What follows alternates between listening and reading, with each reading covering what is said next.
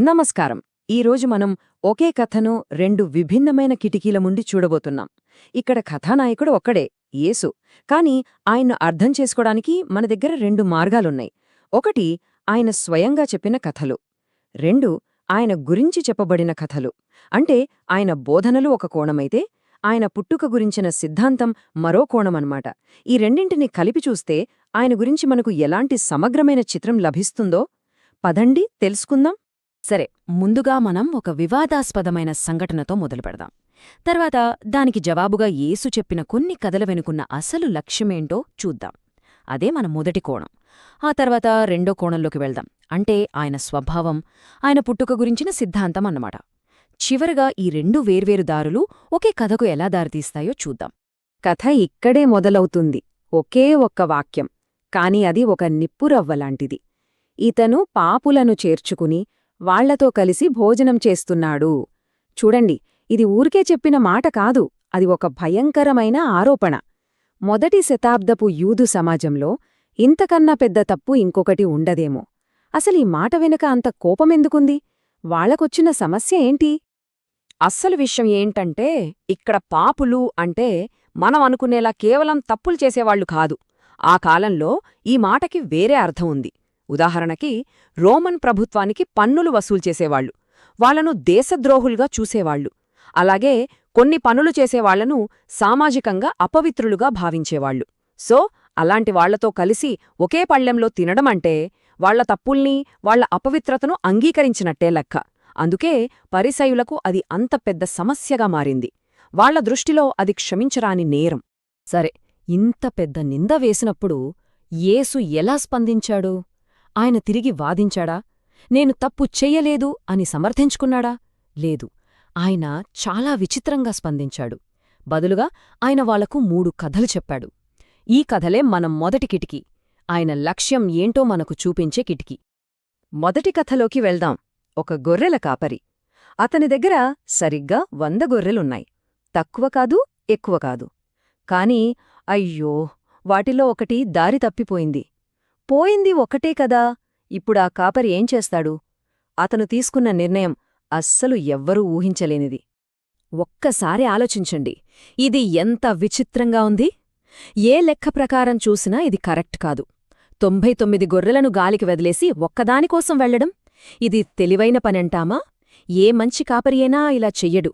కాని ఈ కథలో ఉన్న అసలు పాయింట్ అదే. ఆ కాపరికి తప్పిపోయిన ఒక్క గొర్రె విలువ చాలా ఎక్కువ. దేవుడి దృష్టిలో కూడా అంతే. తప్పిపోయిన వాళ్లు దొరికినప్పుడు కలిగే ఆనందం ఆ పరిసేలు ఎప్పటికీ అర్థం చేసుకోలేని ఆనందమనమాట. సరే, ఇప్పుడు రెండో కథ. ఈసారి తప్పిపోయింది గొర్రె కాదు, ప్రాణంలేని ఒక వస్తువు. ఒక స్త్రీ దగ్గర 10 వెండి నాణేలున్నాయి.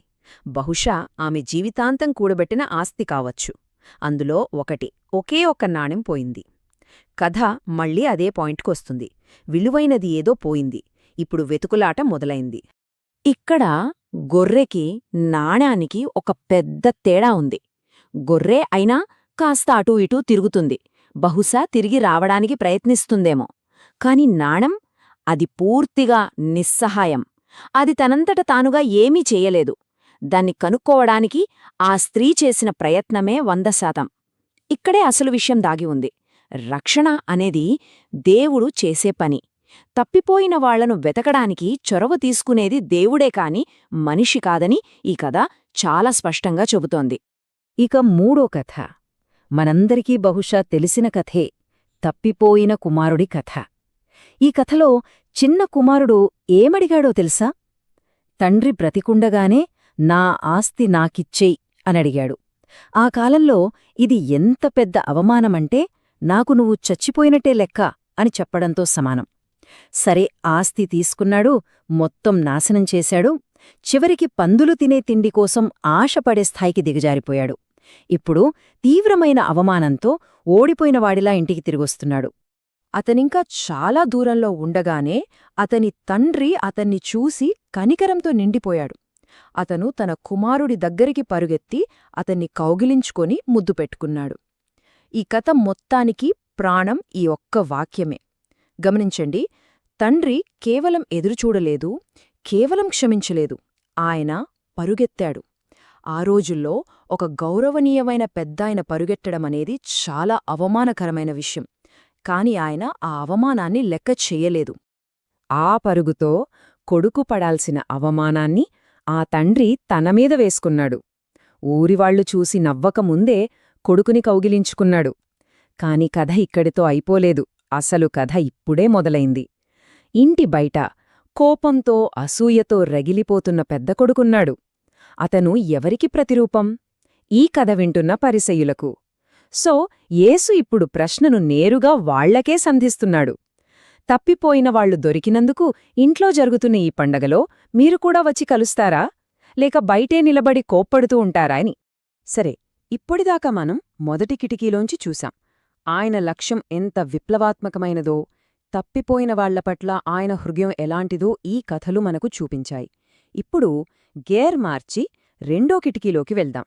ఈసారి ఆయన బోధనల గురించి కాదు, ఆయన స్వభావం, ఆయన పుట్టుక గురించిన సిద్ధాంతం గురించి చూద్దాం. ఈ సిద్ధాంతానికి మొదటి ఆధారం ఒక పాత ప్రవచనం, యెషయా గ్రంథంలోనిది.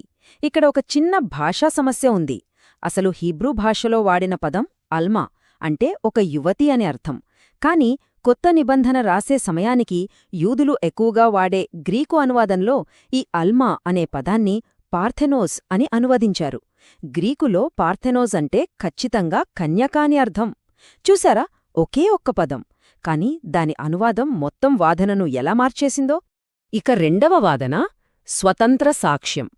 అంటే ఈ కన్యక జననం గురించి ఒకరు కాదు, ఇద్దరు వేర్వేరు వ్యక్తులు వేర్వేరు కోణాల్లో రాశారు.